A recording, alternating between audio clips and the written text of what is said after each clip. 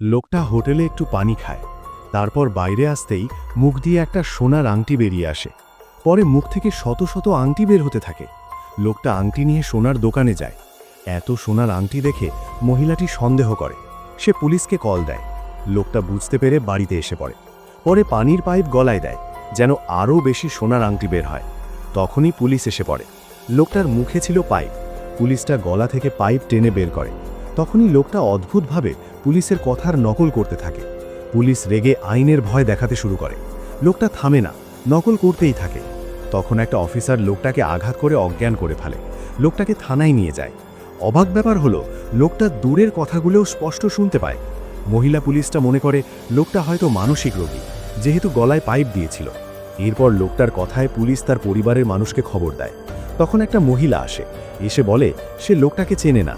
লোকটা কথা বলার ধরন দেখে দূর থেকে বুঝে যায়, আর সে মহিলার বিষয়ে সব বলতে শুরু করে দেয়। পরে লোকটাকে মহিলা তার সাথে নিয়ে যায়, যেন আরও কিছু জানতে পারে লোকটার বিষয়ে।